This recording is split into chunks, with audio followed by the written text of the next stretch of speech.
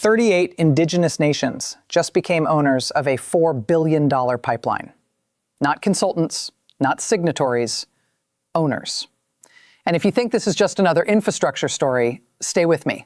Because what happened in Canada today changes everything about how this country builds, negotiates, and competes on the world stage. The Carney government has just approved the Enbridge Sunrise natural gas pipeline expansion in British Columbia. $4 billion, 140 kilometers of new pipe, construction beginning this summer. And every single cubic foot of capacity on this pipeline was already claimed before a single shovel touched the ground. Let that sink in. The demand was so real, so urgent, that the market filled it before it even existed. If you want to understand what Canada's energy future actually looks like, you are watching it happen right now. Hit that like button so this story reaches every Canadian who needs to see it. Here is what was approved. Enbridge operates the West Coast natural gas pipeline system, the backbone of natural gas movement on Canada's Pacific side, capable of moving 3.6 billion cubic feet of gas every single day. The Sunrise expansion adds 140 kilometers of new pipe across 11 looping segments, running parallel to the existing system.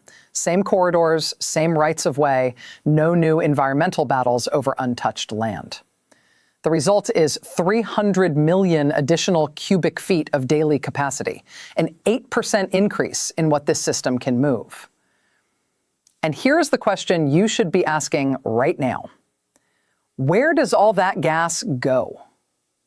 Because the answer is not what most Canadians expect.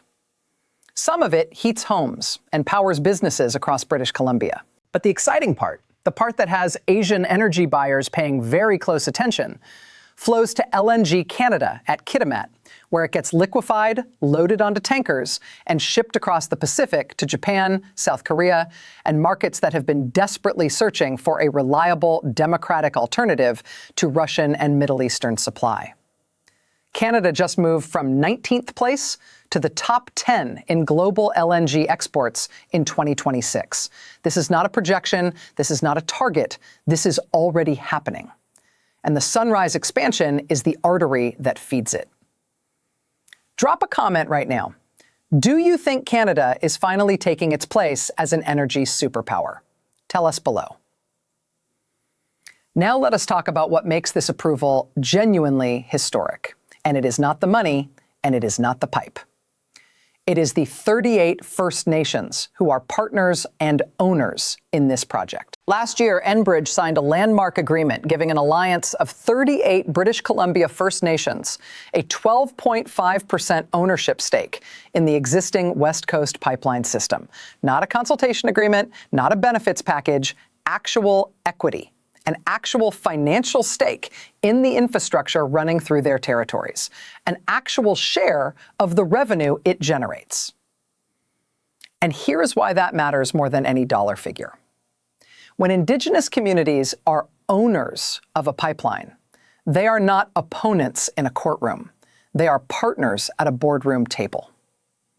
The conflict model that delayed Canadian energy projects for a generation, communities fighting in court, capital fleeing south, workers watching opportunities evaporate, that model is being replaced.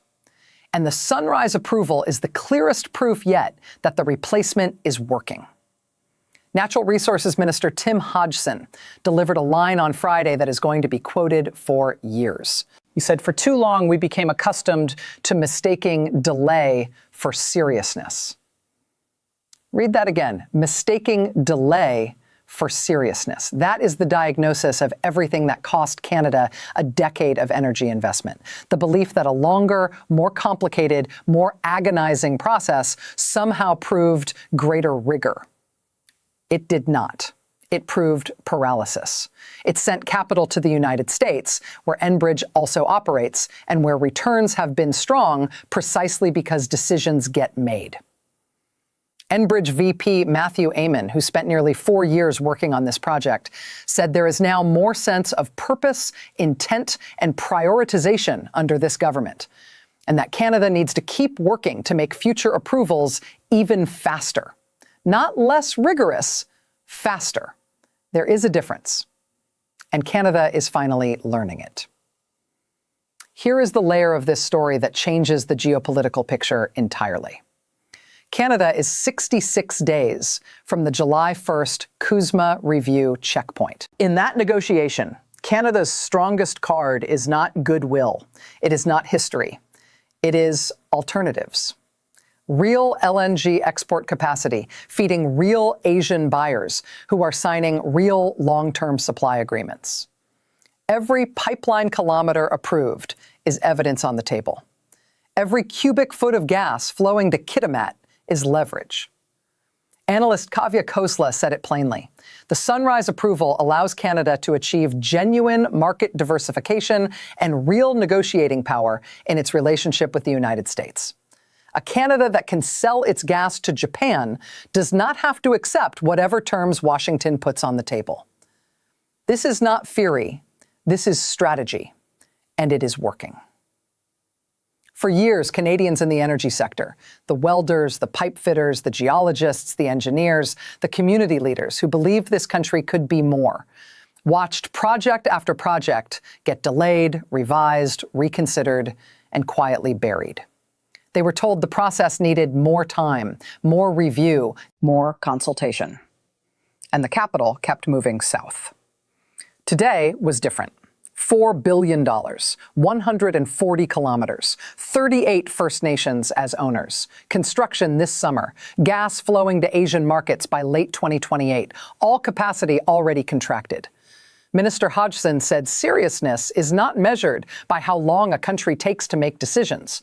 It is measured by whether those decisions are thoughtful, credible, and made in a time frame that actually matters. Today, Canada made a decision that matters. The era of mistaking delay for seriousness is over. Canada is building. Canada is exporting. Canada is negotiating from strength. And if you have been watching this country and wondering when it would finally move, today is your answer. We cover Canada's energy, trade, and political story every single day with the depth and clarity it deserves. If today's story mattered to you, share this video with one Canadian who needs to hear it. Leave a comment. Does this change how you see Canada's position on the world stage? And if you are not subscribed yet, join the Canadians who make sure they never miss a story like this one.